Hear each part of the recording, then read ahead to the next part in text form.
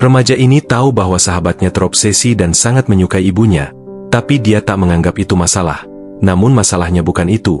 Seperti apa ceritanya? Simak alur filmnya di video ini. ¿Pero qué haces? Mira dónde está Belín. No, pero que ya puedo otra vez, mira.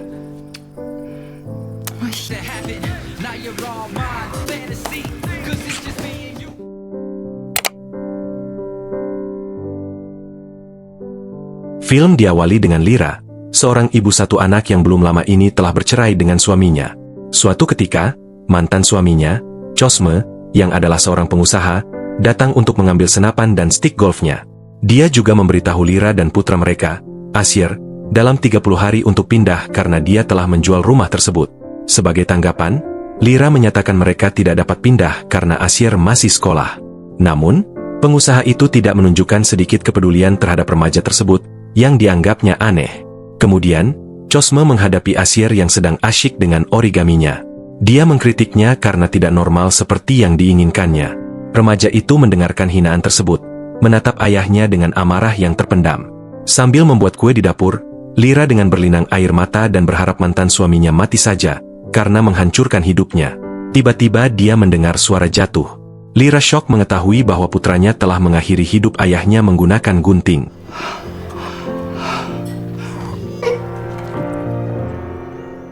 Meskipun Asyir memastikan dia tidak akan dipenjara karena usianya, wanita itu bersikeras untuk mengambil tanggung jawab untuk melindunginya. Ponsel Cosme mulai berdering, dan mengetahui bahwa itu adalah istrinya yang menelepon, Vanessa. Lyra memilih untuk tidak menjawabnya agar tidak menimbulkan kecurigaan.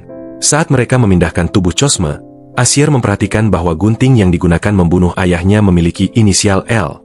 Karena itu, mereka dengan hati-hati mencabut alat tajam itu dari leher Cosme.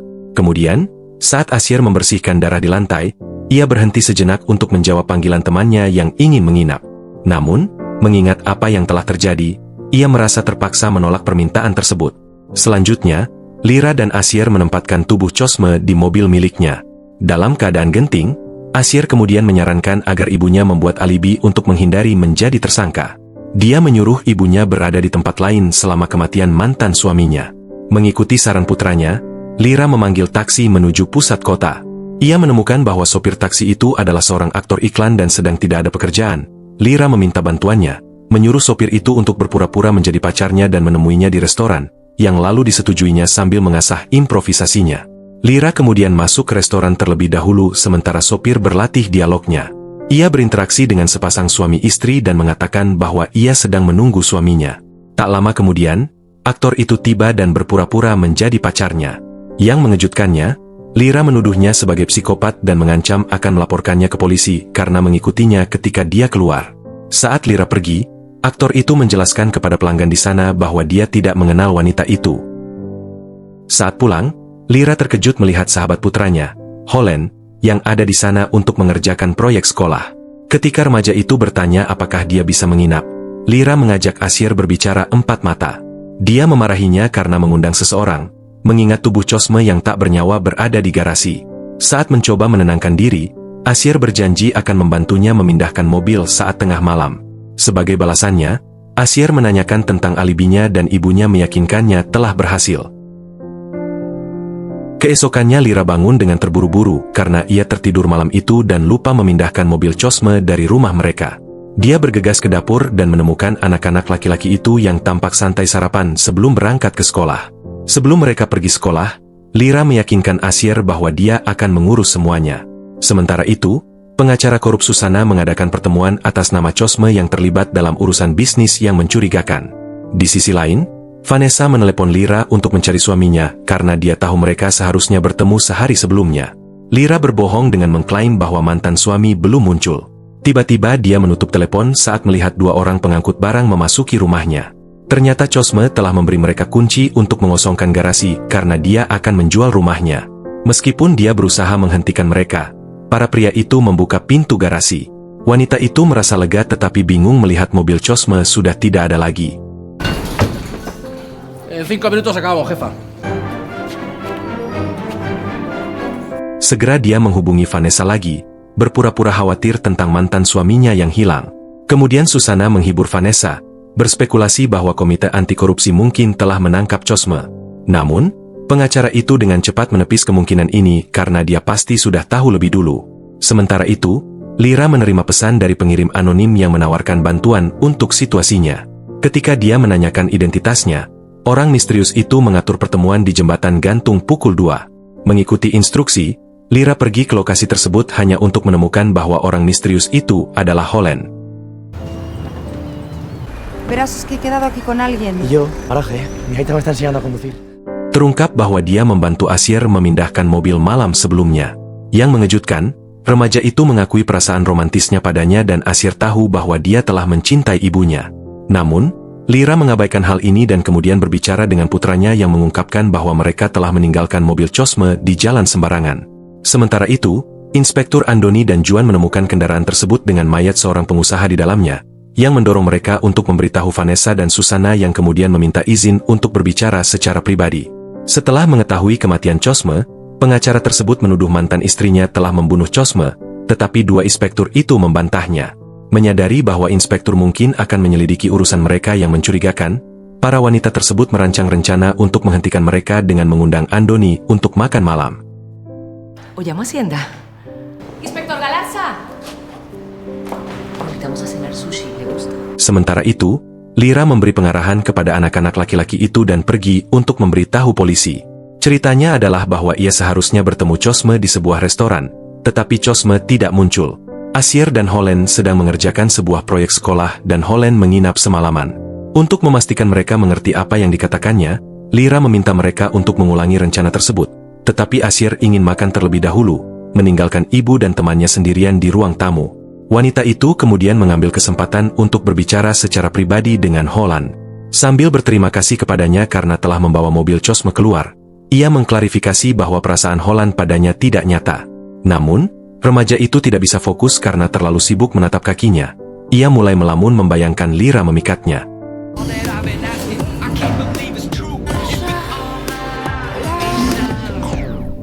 Ketika remaja itu kembali ke kenyataan, ia menyadari telah melepaskan sesuatu. Mengetahui hal ini, Lyra yang jijik dan mundur.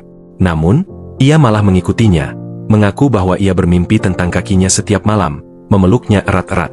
Ia meminta untuk dicintai kembali, tetapi wanita itu melepaskan diri dari pelukannya, menuntutnya berhenti karena ia tidak akan mencintainya kembali.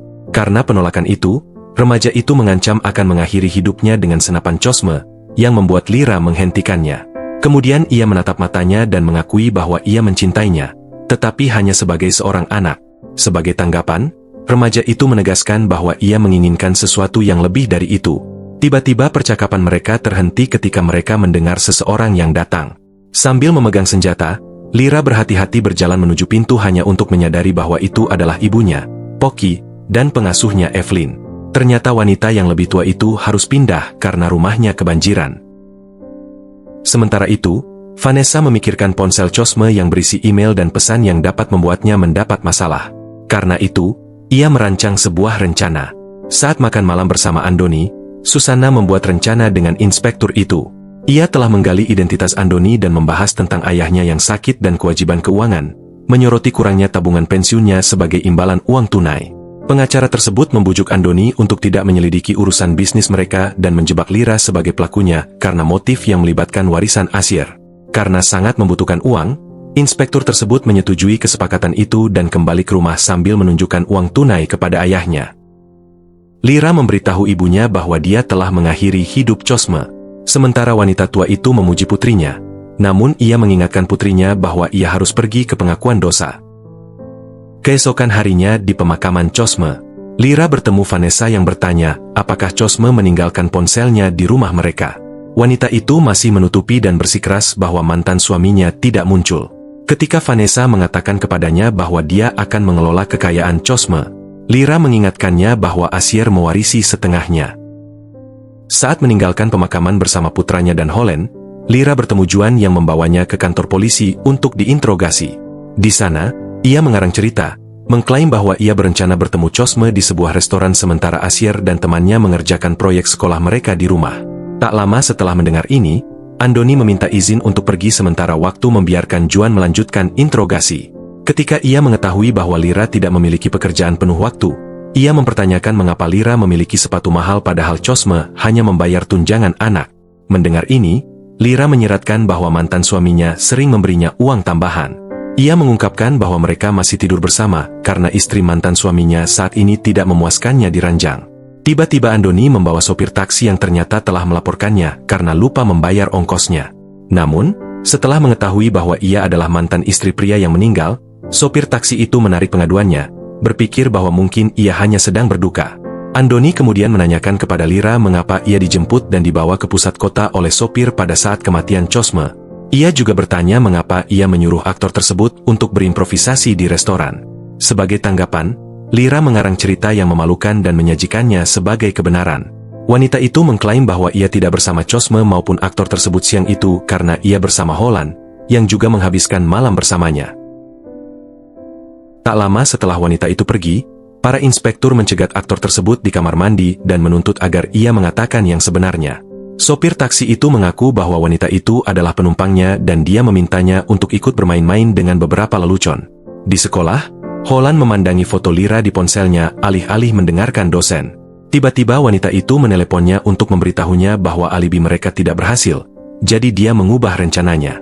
Dia mengatakan kepadanya cerita baru bahwa dia pergi ke rumah untuk mengerjakan proyek sekolah dengan Asyir, tetapi mereka menghabiskan sore bersama dalam momen intim.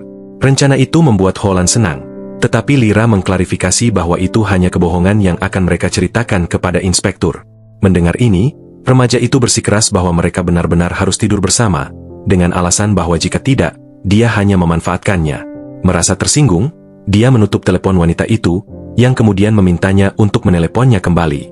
Sementara itu, Susana mengunjungi rumah Liran dan bertemu Evelyn dan Pocky. Pengacara itu memberikan kartu namanya kepada pengasuh itu dan memintanya untuk memberitahu jika ponsel Cosme telah ditemukan. Tak lama setelahnya, Lira tiba dan terkejut melihat tamu itu. Susana mengakui bahwa dia sedang mencari ponsel pengusaha itu di rumah mereka, tetapi pada saat yang sama dia mempertimbangkan untuk menawarkan jasa hukumnya.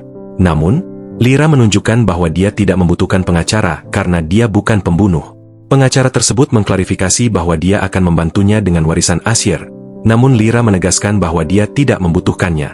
Susana lalu memberinya kartu nama jika dia berubah pikiran.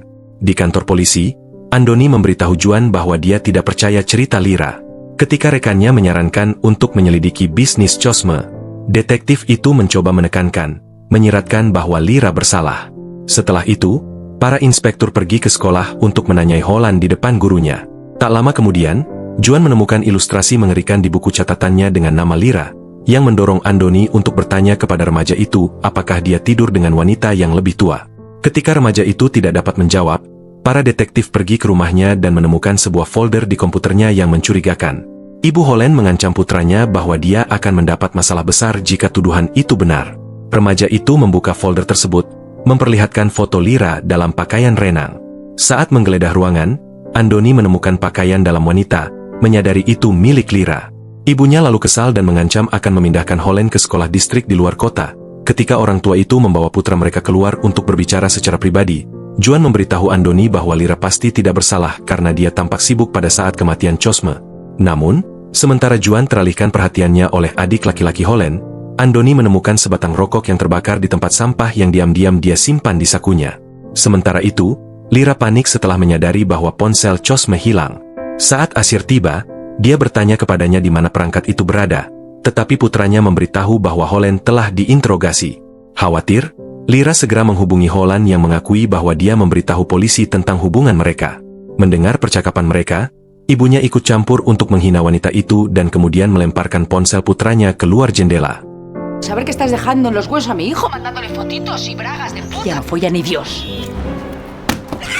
Malam itu, saat Andoni mencuci piring, Juan menyarankan untuk menyewa seseorang untuk merawat ayahnya yang sakit sehingga dia bisa punya waktu untuk menikmati hidup. Dia menyarankan agar Andoni menempatkan ayahnya di panti jompo dan berhenti membayar tunjangan anak karena mantan istrinya memiliki suami yang kaya. Namun, detektif itu tersinggung dan meminta temannya untuk pergi. Setelah itu, Andoni menghubungi Susana untuk memastikan Lira akan ditangkap keesokan harinya. Malam itu, Holland memanjat jendela Lira untuk bertemu dengannya. Ia memberitahu bahwa ibunya telah membuang ponselnya dan orang tuanya tidak tahu ia menyelinap keluar. Remaja itu kemudian bertanya apakah Lira mencintainya. tetapi Lira hanya menjawab bahwa ia mencintainya sebagai anak. Tiba-tiba Holland menciumnya, yang membuatnya menghentikannya. Tiba-tiba wanita itu mendapat ide, memanfaatkan perasaan Holland padanya. Ia mengusulkan rencana untuk menggambarkan Holland sebagai pelaku jika penyelidikan meningkat. Mendengar ini, remaja itu berjanji untuk bekerja sama, akhirnya mendorong Lira untuk tidur dengannya.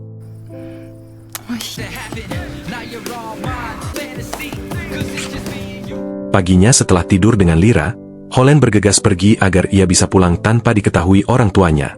Setelah keluar dari pintu, wanita itu berubah pikiran dan memutuskan untuk membatalkan rencana menjebak remaja itu sebagai pelaku.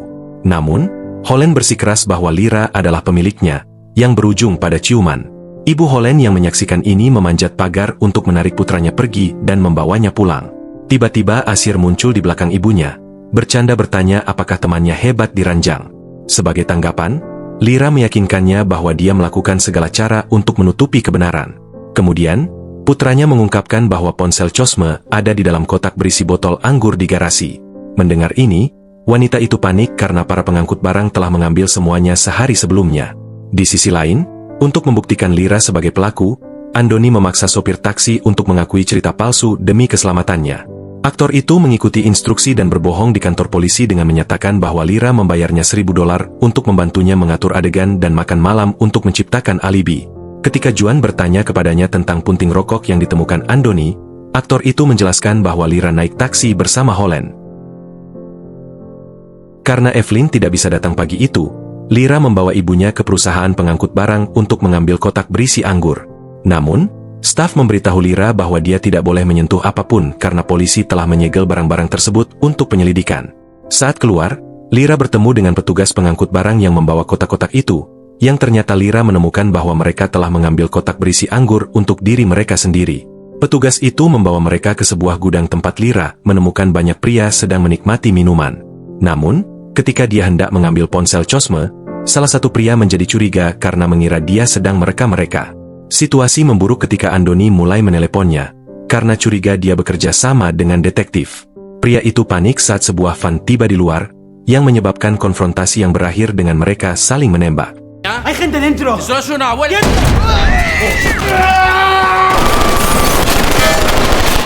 Di tengah kekacauan, Lira mencoba melarikan diri tetapi dia tersandung dan jatuh. Seseorang menodongkan pistol padanya. Untungnya, seseorang yang tertembak menyelamatkannya dengan menembak pria bersenjata itu. Setelah semua orang tewas, dia mengambil ponsel Cosme dan pergi. Sementara itu, Andoni meninggalkan pesan suara untuk Lira agar melapor ke kantor polisi. Pada saat yang sama, Andoni juga menjemput Asyir dan Holland dari sekolah. Saat para polisi membimbing mereka ke mobil polisi, teman-teman sekelas mereka anehnya bertepuk tangan dan Asyir mendapat dukungan dengan tatapan gadis yang disukainya. Lira lalu memohon kepada ibunya, memintanya untuk menjaga Asyir karena dia memutuskan untuk menyerahkan diri ke polisi. Sementara itu, di ruang interogasi, Holland bingung karena dituduh berada di taksi bersama Lira. Untuk mengklarifikasi semuanya, Asyir mencoba mengaku bahwa dialah yang mengakhiri hidup ayahnya. Sebagai tanggapan, Holland juga mengaku mencoba mengambil alih kesalahan yang membingungkan para inspektur. Karena hal ini, jaksa penuntut anak memutuskan untuk menghentikan interogasi dan menangani mereka lebih lanjut karena mereka masih di bawah umur. Sore itu, Lira akhirnya bertemu Evelyn dan memintanya untuk membawa ibunya pulang. Namun, pengasuh itu menjadi curiga ketika dia melihat ponsel lain yang digenggam Lira, yang mendorongnya untuk segera menghubungi Susana. Di tengah sesi mesra dengan suaminya, pengacara itu menjawab panggilan dan mengetahui bahwa mantan istri Cosme memiliki barang tersebut. Untuk mencegah Lira menyerahkan ponsel itu ke polisi, Susana menghubunginya dan membuatnya memikirkan dampak bila dia dipenjara bagaimana nasib pada Asyir. Dia berjanji untuk membantu tetapi mendesaknya untuk bertemu nanti di sebuah bangunan terbengkalai. Setelah panggilan itu, pengacara itu menyusun rencana dengan Vanessa untuk menyingkirkan Lira. Sementara itu, Juan yang curiga melakukan penyelidikan pribadi dan menemukan sesuatu. Andoni mendesak aktor tersebut untuk mengarang cerita. Sesampainya di gedung yang terbengkalai, Lira menemukan bahwa Vanessa dan Susana ingin dia menulis surat bunuh diri, dan mengakhiri hidupnya dengan overdosis sebagai imbalan untuk memastikan Asyir menerima warisan Cosme. Di sisi lain, Juan mengunjungi Andoni dan mengatakan kepadanya bahwa dia telah melaporkannya kepada hakim karena Andoni memalsukan bukti, menerima suap, dan berkolaborasi dalam tindakan pembunuhan. Sebagai tanggapan, Detektif yang bersalah itu menutup pintu di hadapan rekannya dan mengambil pistolnya untuk mengakhiri hidup ayahnya dan dirinya sendiri. Andoni, abre.